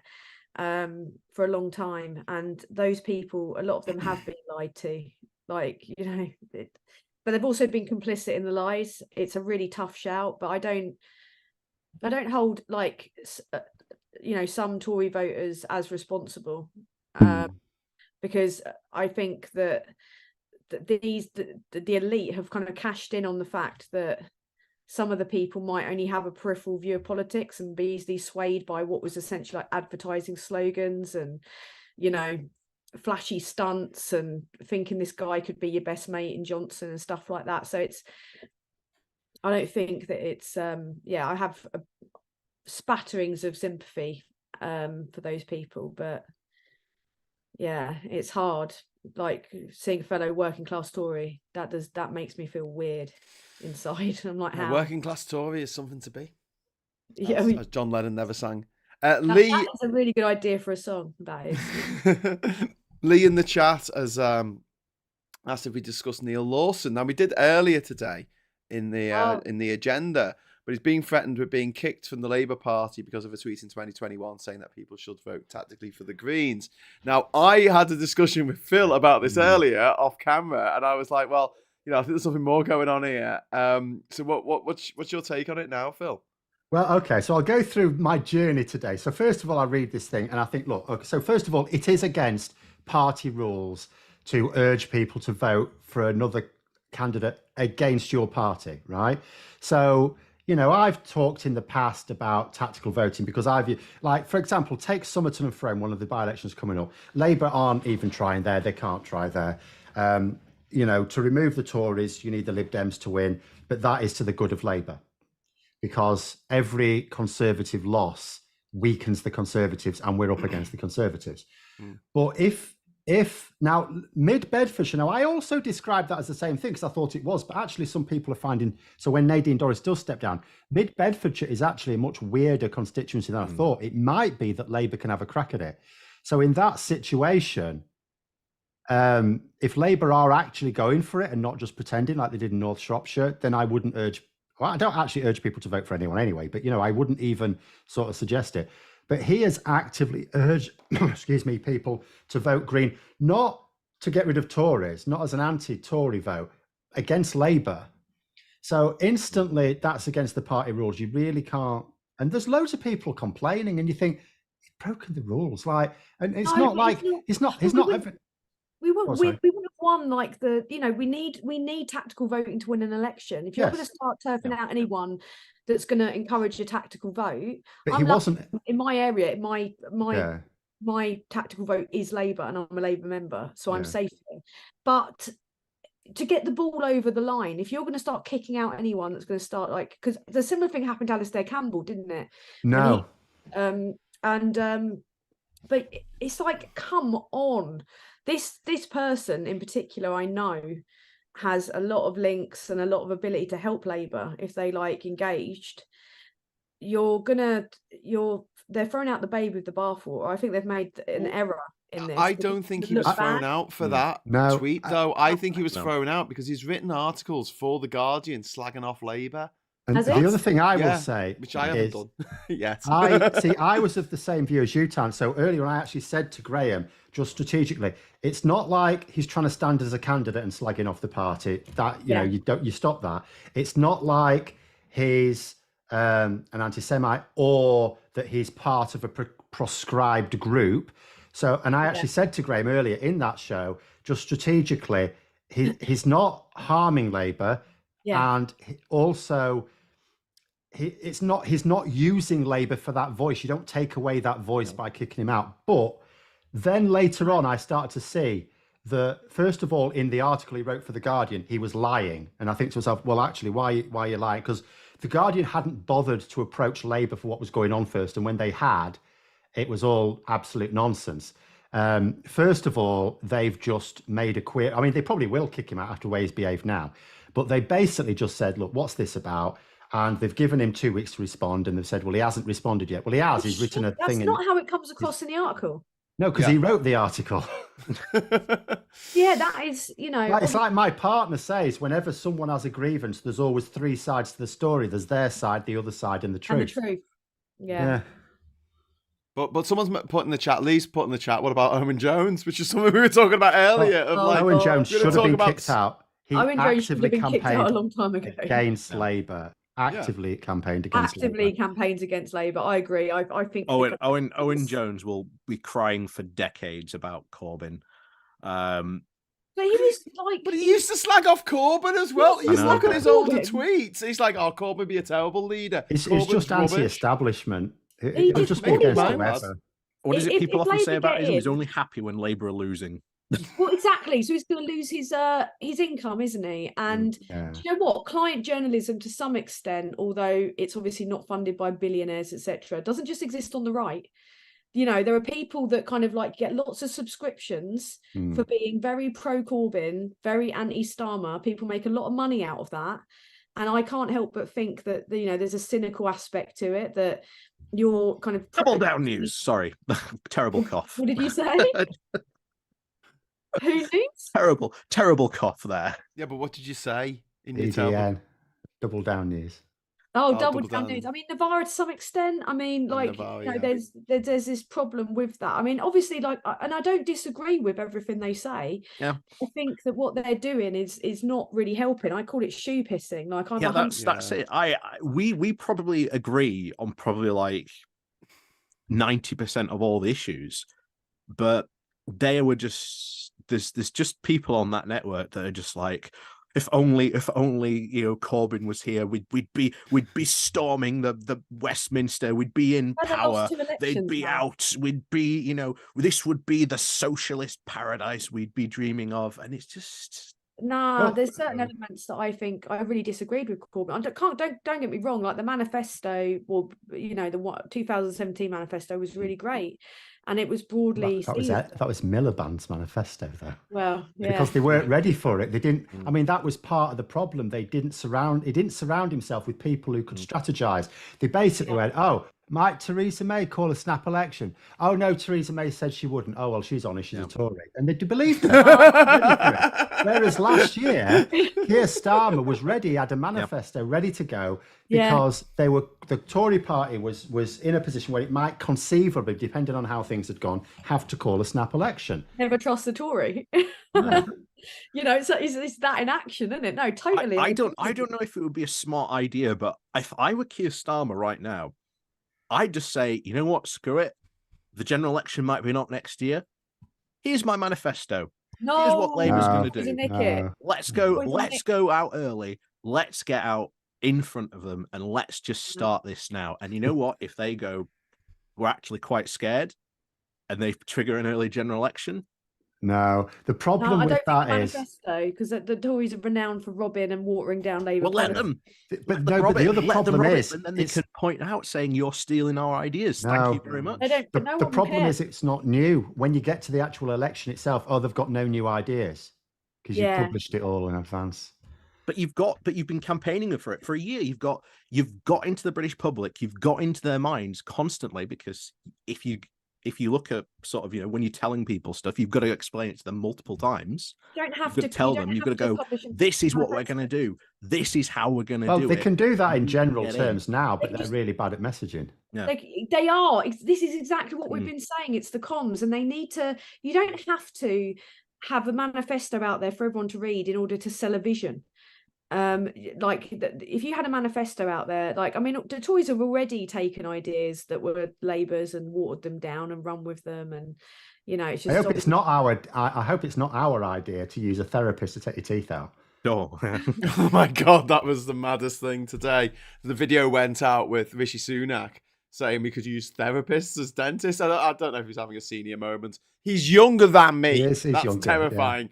Yeah. But just want a big shout out to Bark Rial there on the £5 super chat. Thank you very much. Love all your content, guys. Live near Hyde, Graham. So your MP is Johnny Reynolds, who I was at Glastonbury with last weekend, along with Tan. Special respect to Tan this week. And on a lighter note, did Tan enjoy Guns N' Roses? I didn't see Guns N' Roses. You didn't see him, did you? You left after Lizzo, didn't you? After Lizzo, I had a bit of a wobble, went back, and then met up with really funny stand-up comedian that was on our show called James Benison, and we watched these. It was called some karaoke, not karaoke, like a song carousel, where there was like 4 men dressed like Deadpool stroke Power Rangers jumping around to these songs. They'd get someone on stage to spin the wheel, and that would decide the genre. And then they'd engage the crowd, and you dance. So I'm not really a big fan of Guns N' Roses. What I'm really gutted about missing out on was, because we had to come back a day early, is I missed out on Cat Stevens and Elton John, which would have been amazing. It was pretty good. Elton John was packed though. It was a bit unpleasant. Seen a crowd like that. There was so many. I'm not seen like that since the Rolling Stones 10 years ago. Never seen it like that. I mean, it went back to the tents. It was just like, but they didn't really have anyone, because normally when they have like some big act on the pyramid stage, they have something else on the other stage that people want to watch. There was literally nothing else. I know, but I wouldn't be surprised if Elton John asked for that. I'd love to have seen them. I love them. I think apart from Josh On being a misogynist weirdo. But yeah, I enjoyed Guns N' Roses with Slash. I saw them in 2002, but it was just Axl with a bunch of blokes. They had bucket heads in the band, so it was actually nice. It was. They had Slash. They had Slash for the first time in ages. Fucking way! Right. It was really good. Oh, you enjoyed it. Good. Yeah, it was good. And we did something smarter on the Saturday night than we did on the Sunday night. On the Saturday night, we actually got there a little bit late because we were like walking along thinking, Catherine's like, "Oh, we got to get there," and I'm like, "It's all right. It's Guns N' Roses. They'll be 2 hours late." And then, like, from where we were camping, I could hear them, and I was like, "Not a Glastonbury, shit, come on stage." Your mic gets cut. It doesn't matter who you are. Your mic that gets happened cut. to Lana Del Rey. I would have quite liked to see Lana Del Rey, but obviously we were watching GNR. I think they were on at the same time. And she had her mic cut. So did NERD. Didn't get to do Summertime Sadness. There's no time for people being DJs at Glastonbury. Like, there's a strict schedule, you know. Like, no, everyone there is brilliant. So you're not gonna, you know. I saw your flag. I watched Mannix, who were brilliant. And throughout, I was thinking, this is now again. We're living this again now. We are. He was. This is yesterday. They had the Anchoress. Sure. The Anchoress, yeah. She came on to do This Is Yesterday. And here's just me and Phil, just like, God, these people going to Glastonbury. It's hard though. It's I know it poor you. It's so hard going to 30 plus degrees 5 days, right? It was brilliant. It's a battle of mental and physical endurance. I mean, I must have walked, I think, over 50-60 miles according to my Fitbit in 5 days, in 30 plus degree heat. No shade, man, apart from no shade. That was my problem. I went to a bit where there's like a little wood and they have all this like walkway through the wood. It's really lovely. And we sat there and they have these xylophones that people can knock on the xylophones. It's like, and it's got like a light show, and it was off, and we were just near there because it was in the shade. And then some engineers came along and started messing with these xylophones. And they just started sending out this really low bass poof, poof, poof, through the ground. And I'm like, oh my God, this is making me... that's not what you need in the chill out area. Gaz Oaks is saying, bloody champagne socialists. Well, Tang got in for free and I got in for half price. I was doing a talk. I was doing a panel with Danny fucking Price and Aid, and we did our kind of night that we put on there. We did that on the Nomad stage, which is, in terms of doing a comedy set stroke panel, it was in the rave section of fucking Glastonbury. It was insane. We're trying to talk politics with a rave opposite us. I got in for free with artist wristbands. Like, I wasn't like, and we did have some crazy times. It's like the most crazy place you'll ever go to. I went to the Harry Krishna tent for lunch every day because you get free lunch at the Harry Krishna tent. Get some like vegetable curry for now. Lovely, those guys. I mean, that's the safe place you go if you're ever in trouble. You need a bit of kind of relaxing time. You go see those lovely people. So Burnley Wallace is saying, get down to Glaston budget, Ollie. Well, the last festival I went to was Bloodstock. Bloody hell, that's heavy. Which is heavy metal. I participated in a Wall of Death, and never again. Oh my God, I've only ever seen a Wall of Death once executed properly, and that was at a local gig. You're into your metal? Yeah, I've been to a fair few metal gigs. I cracked my rib at System of a Down crowd surfing. Well, I used to work at a heavy metal club when I was at uni. Oh, Scott used to work in the industry. Might have affected my hearing. Bit of tinnitus. The old tinnitus. But it was worth it. Fun times. Sounds amazing. Groot's put into the chat that Phil's editing his next video while we're talking about this. Is he? Well, I do. No, I'm not. No. I don't go to festivals ever. Not your cup of tea. What are you talking about? I thought you were going to talk about politics, you bastards. Yeah, there you are, just like talking about it's art, which is a huge source of income for this country, which is now something that only AI and Tories can afford to do. Only Tories can afford to be artists nowadays, or they get the AI to do it and make us do the menial jobs, which is not how it's supposed to go. But yeah, it's a huge earner for Britain, and it's just not treated with respect. And there's all the intern. Well, Brexit's made it very difficult to tour now in Europe. You can only a lot stay of my there. friends are musicians and they've suffered that. Real problems with that. I mean, I think it's going to take time before we can do anything about Brexit. I don't have any doubt that most of Labour are like, this is such a fucking mad situation. Oh, they are. Yeah. We've got to gradually realign, though. You're not going to be able to just, and the EU might not even take. Well, there was a slight realignment. We have signed. It is a memorandum of understanding, and it's on financial services, but it's somewhat progress. You know, we've agreed to sit down and talk about regulations. That's about it. But all a memorandum of all these things are of understanding. Like they're trying to claim they're getting these with individual states in America as it's trade deal. It's not. What it is, it's like talking to each other. At some point in the future, when we decide to sit down and negotiate a deal, these are the sort of frameworks we'd like to use. That's all it is. They're trying to fast track an eventual deal, or at least convince whoever's in charge, be it, you know, Biden or, God forbid, we get Trump or DeSantis, that it's in their best interest that they can do a quick deal with the UK, because you've got all these like mini deals almost, so you can just base it on that.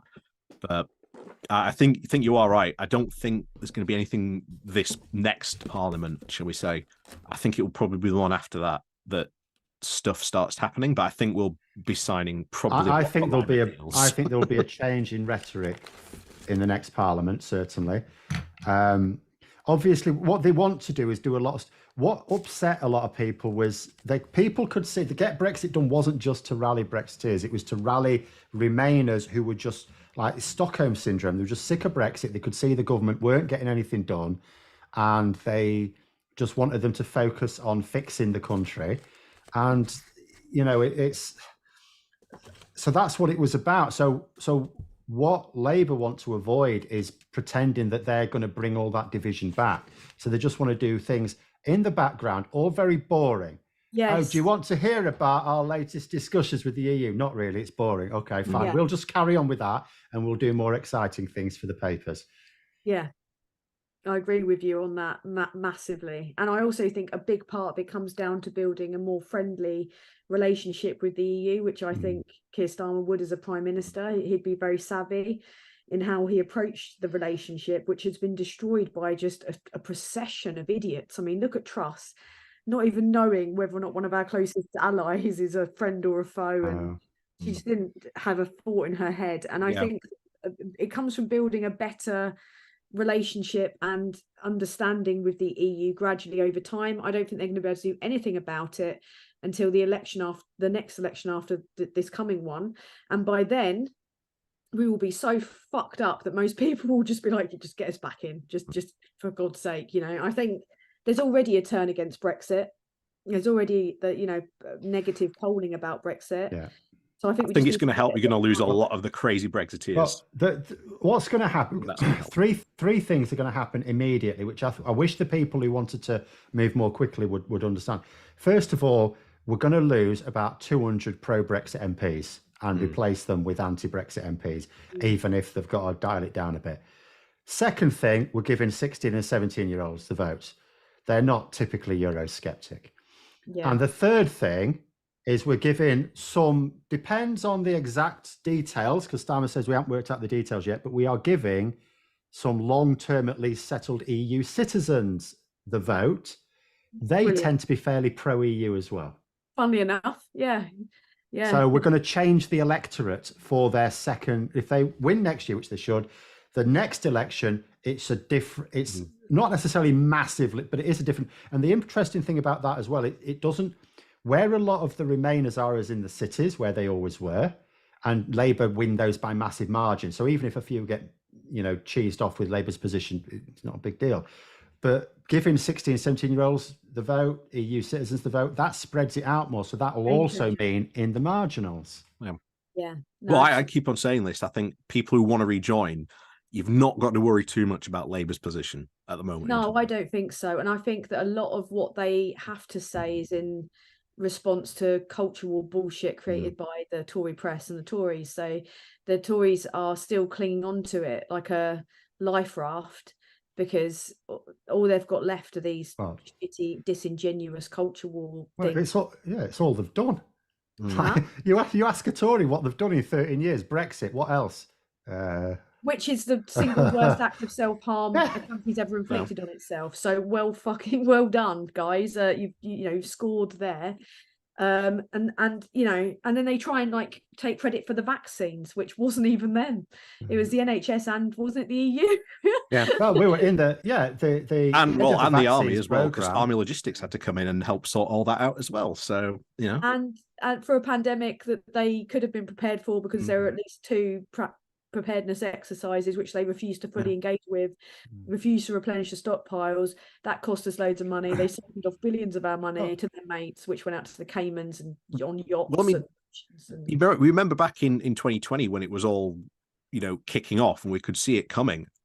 Everyone was at the time like, should we maybe pause Brexit? Should we maybe move it on a bit down the road? I think even the EU said at the time, you do want to pause it for a while because we can see this is coming.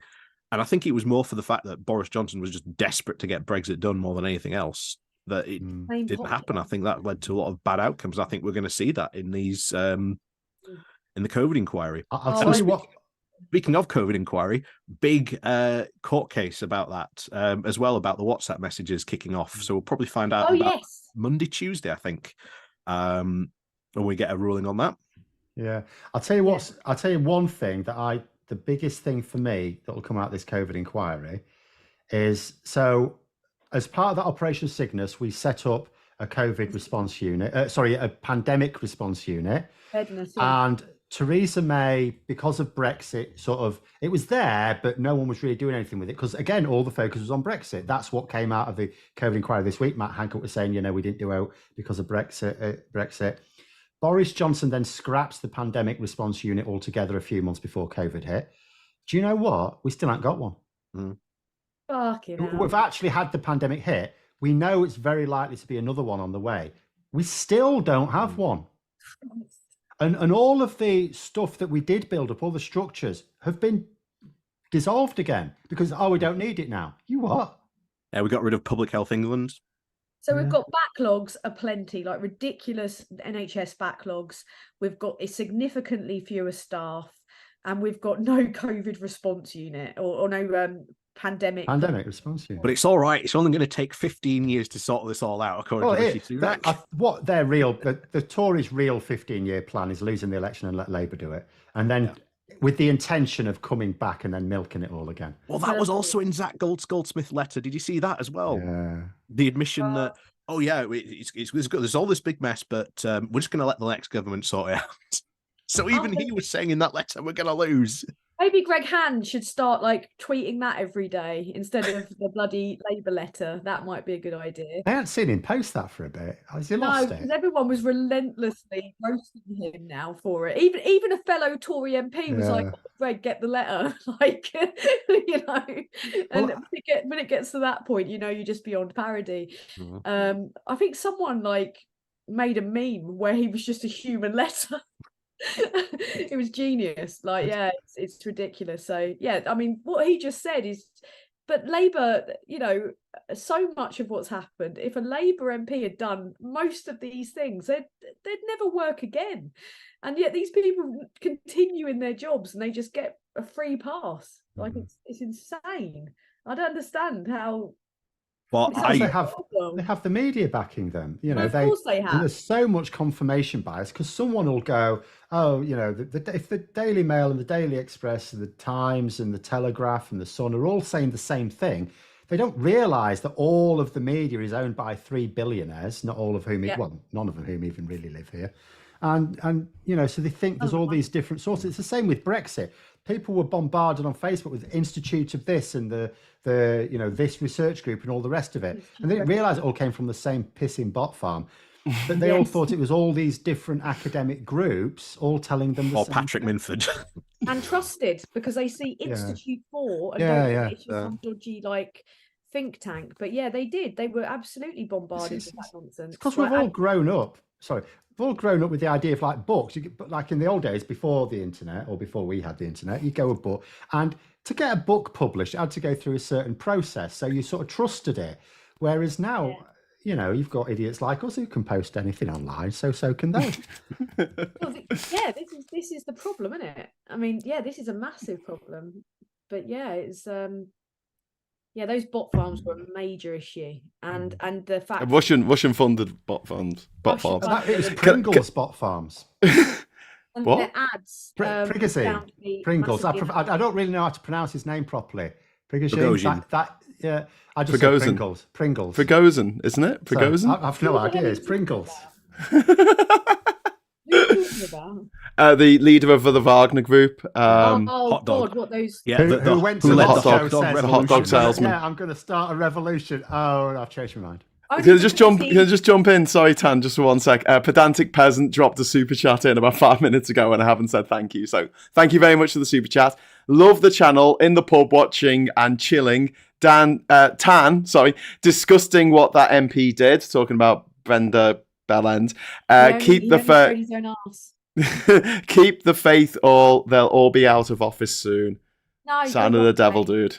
Yeah, you are. The light has been turned on at the end of the tunnel, I feel. And what you were just saying just then about Phil, about the people that own the press, like the vast majority of the press, you've also got to look at the BBC chairman and the how he got his job, and the people that were in touch. I think it was Davey, wasn't it, was in touch on the day of the Lineker stuff kicking off, because like the BBC was headed up before Sharp left by 3 like conservatives, one of which stood as a Tory, and that's what you can do when you're in power that long. And the substantial donations made by Sharp, to the Conservative Party, etc. So if they control the information sources, that's why it's so important that I think independent people like us use our voices to push back against it. I think there is an appetite for the truth. I think there is. But just wearing Bane masks and call it. Well, you do that as well. BBC got things wrong as well, though, didn't they? They had this, and I don't think this was necessarily corruption. I think it was just stupidity. They had this like debate mentality around Brexit, where it was, we have this person will present this side and this person presents this side. Instead of just saying, look, we found plenty of people to argue this point. We only found cretins like Nigel Farage to argue the other. So we're going to conclude that actually the consensus, the expert consensus is it's not a matter of debate, it's a fact. Yeah. Yes. Yes. Absolutely. That was the false equivalence. It's like, this is a mad idea that does not work, that is illogical, that has been found to be widely condemned.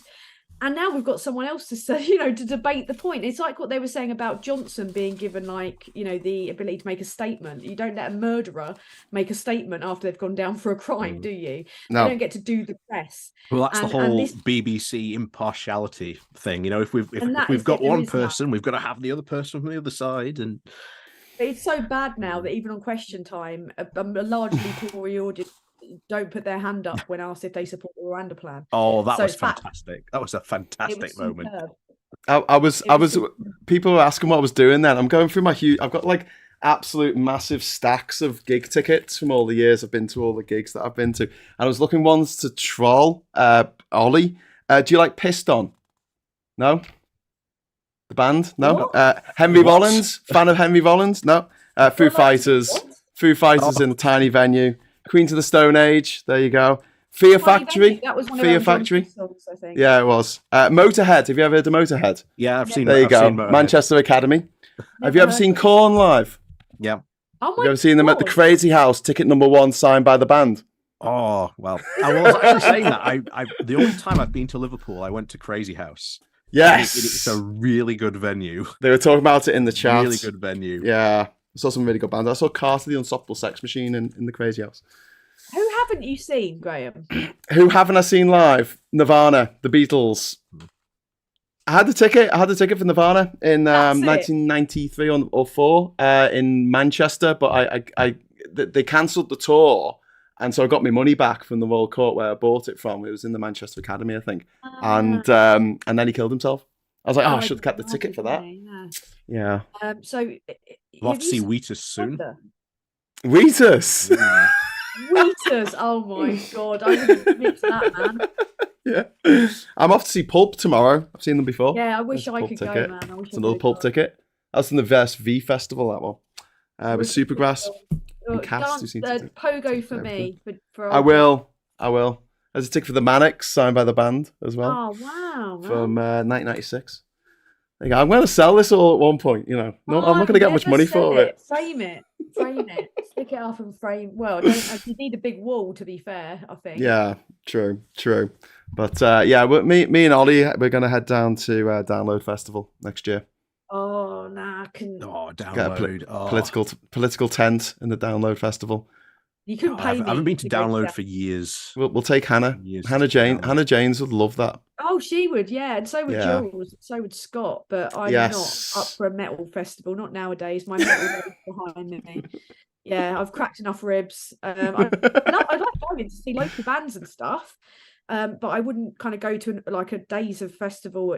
That's heavy going. Literally. Oh, this is when we'll see if you were, we'd just pull you into the pit with us and just be lost in the sea of people. Dude, I'm 5'4". I've never come out. I've come out with like bruises and like, you know, I once broke the front of like my toes. Like I broke my toes in. No, I don't do that. I don't do that anymore. I don't want to die. We've got a question asking if I saw Oasis at Nebworth. No, I didn't. I spent the whole day on the school phone because they had like a pay phone in the school trying to ring up to get tickets, and I didn't get them. And an annoying lad from my class actually went to go and see them, and he didn't like Oasis that much, which was really annoying. But also in the chat, someone's asked about Phil, can you give Tan advice on becoming an MP? Tan, would you like to become an MP? Is that something that you would aspire to do one day? I think my answer to this is always the same, which is there's enough dickheads that don't know what they're doing in there. You don't need another one. Become a local councillor. Local councillor. Have a crack at that. With my local Labour Party, I work with them. I'm talking actually next week to Cam Cox, who is our Labour, parliamentary candidate. So I'm really looking forward to that. I work closely with them, and my friend Kaylee who is my local councillor around here. She's actually said to me a few times, like, have you thought about it? And I was like, yeah. Oh, well, because I've brought this up, I'm contractually obliged to shift through my book. So there's Britannia Unchained. Is that your book? That is Britannia Unchained. You didn't write it, though. No, I didn't write it. It's the Tory one. It's the one that the crazy Tories wrote about, written by Kirti Katang, Priti Patel, Dominic Raab, Chris Skidmore. Of course it is. Truss. God, I'll tell you what, I'm overdue another cough and cold medicine. I feel rough as arse. I think I'm going to have to go soon. Like I say, I'm reading through this at the moment still. Oh my God, Ollie, you're a sadist. But this is what you want. Paint your town red. Nice. Paint your town red. It's a guide based on bringing socialism to your local town, and it has a guide map of how to do it. It's a fantastic book. Oh wow, who wrote that? Wow. It is Matthew Brown and Rhiney Jones. Oh, sweet. Well worth checking out. It's a really good book. I highly recommend it every single time this comes up. It tells you all about your local council, why it's so important, how you can get involved, and how you can get engaged with them. Big fan of local politics, and I'm a massive advocate for getting involved with it. No, absolutely. Go to your local council meeting at least once a year, or at least try to. Just before we come back to that, Ollie, we're gonna sign off in a couple of minutes at 11 o'clock. So just so everyone knows in the chat that we're out of here. If you want to drop in a super chat before we go, please feel free. Someone's pointed out the Hellfest is the most metal place in the festival world. I've been to Hellfest. I haven't been to the actual festival, but I've been to the site where it is, and they have a statue of Lemmy. It's beautiful. But yeah, Ollie, to go there one day, but never had a chance yet. Have you stood for local parliament? Jesus Christ! Have you stood as a local councillor?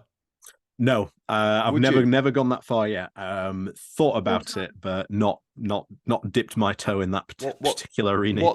What's stopping you? We're a very, very Labour dominated council here in my hometown. So it's Barnsley. Barnsley. Yeah. It's a very Labour dominated council, and you're Labour. So what's the problem here? it's very difficult to get onto my console, and you have to really go and play the political local game. I'm in Essex, man. I was going round Selby with a Barnsley councillor on last weekend. We're doing some canvassing. Oh, sweet. We're all like actively engaged. I work really close to my little local board, and and I'm going to be really getting actively involved come the next general election. But then we are going to be doing a little attack anyway, so watch out, Tories. We're coming for you. I say that with I can barely hold my finger up because I'm so full of illness. Lee is saying I feel we need to end it to so you can go get your next Lex Lemsip. Other cold and flu medicines are available. What a trooper though, Tan! You were leaving voice messages this morning. You sounded like Darth Vader. I was so basic. I sounded like a white Barry White. It was ridiculous, but without the talent or the skill. The singing ability, it was so deep and bassy, and I think it's because I've gargled this stuff to help me, and I had some I can't remember what it is, that kind of weird time-based I can't remember the name of it, like a cough syrup type thing. It's thyme, it's got thyme in it, it's like a natural one. Can't remember what it's called. Bronco Stop. Benylin. Bronco Stop. Just because my throat more than anything, but it's sort of my throat. But it was, the voice notes were insane, weren't they? It sounded like I was but coming of age as a young man. Anyway, yes. Oh, and before we go, Phil, are those 40k books in the background? Yes. What are 40? This is the crossover that needs to happen. 40k in politics. You bloody nerds! I'm also I support nerds, man. I'm partial to nerdism myself, so I understand. I understand very well. Nerdism is cool, man. What? I get out a lot, but I still like that kind of stuff.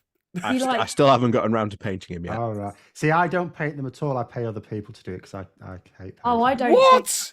Oh, Phil, when I came around to yours, I was like, oh my God, the painting on these is amazing. No. I thought that's you did paid it. For him. No, God. Oh, what? Oh, I'm so disappointed. I came never paid for it, man. Oh, Catherine, you won't believe that the Citadel miniatures that Phil's got, they look amazing. And I've just found out it was all a sham. I admire the skill in painting them, but I'd rather probably do an illustration or something, or drawing. Or I love graphic novels though. I'm a big fan of graphic novels and retro games. Well, I went recently, a couple of weeks ago, to the UK Games Expo in Birmingham. Do they still have old school ones? They still have the old school ones, or is it all? Oh yeah. It's in the NEC Birmingham, and it was all three halls just full of board games. And board games. Yeah, and you could buy dice galore. Oh shit! Full of D&D paraphernalia, all kinds of stuff. Arcade games. I've never played. I did play one game with a tabletop game with a friend once, but it didn't really. I lost concentration. I struggled to keep concentration. Yeah. Whereas I think something like an N64 or an old Nintendo console or something, I'm just hyper stimulated by the mad colours and everything like that. But I'd give it another go, as long as there's no maths involved, because that would harm my brain. But, Leaf Huntress is asking, wasn't Warhammer bringing more pounds to the UK than all fishing combined? Something crazy like that. It wouldn't surprise me. They're absolutely raking. The video game there was a point in the pandemic where they were more profitable than Google. Only for a couple of seconds. Well, that was when they were just bringing out new editions of various games all at once. Warhammer. It was more Games Workshop. Thing is, just for a few moments, but it wasn't long. Yeah, there was a new edition came out during the pandemic, and it went absolutely insane. Yeah, there's just been a new edition brought out for this again today, and they are, as a company, they are arseholes. We've got someone in the chat saying N64. Tan, what's your opinion on GoldenEye on the N64? My opinion is, if you're on multiplayer, you can't be Odd Job. No, everyone's Odd Job. And it's everyone like, has odd job, it just solves the whole problem. if everyone is, and also like Natalia didn't die. She got in the way of my gun like a fucking idiot. That's my opinion on GoldenEye. Natalia has died. No, she hasn't. She was just going like this. I honestly want to do a video game marathon on Twitch. Like a political video game thing where we're playing video games and talking politics at the same time. Like an old school. Like, yeah. Something old. Yeah, because some of the early or Doom or Crazy Taxi on the PlayStation was fucking hilarious. No, I'm just playing Maneater at the moment. Where you're the shark. And the platform games, obviously on the Mega Drive, like Sonic. They've actually done a crossover. Is apparently there's going to be a tabletop version of Worms. Oh, yes, there is. Worms. My friend did speed running on Worms and like got like a really. I think he was like one of the best in the world. I think, no, was that Lemmings? Sorry, it might have been. No, it was some Texas cowboy thing, Texas Jack or something. I can't remember. I love that the people behind Lemmings, DMA Design, became Rockstar and they developed Grand Theft Auto. So if it hadn't been for Lemmings, you wouldn't have got Grand Theft Auto. Same people. They should have done a crossover of Lemmings and Grand Theft Auto. They should do. That'd be brilliant. Grand Theft Lemmings. Grand Theft Lemmings. Anyway, right, we better leave it at that. Conker King is saying I worked at Rare. Rare were fantastic. Didn't they do Donkey Kong Country? Was that Rare? Oh, yeah. I don't know. Maybe. Might be getting mixed up with someone else. Team 17 were awesome as well. Anyway, we're going down a rabbit hole, people. That's what happens. I've been talking about old games for years, yeah. So thank you so much for watching. Thanks for the super chats. Thanks to the guests. Thanks to Ollie and Tan and Phil down there. Everyone. And we'll be back on Monday morning with Morning Brew. That'll be me doing that. And until then, I'll say thank you so much for watching. Hello, good evening, welcome, and goodbye. Adieu, adieu.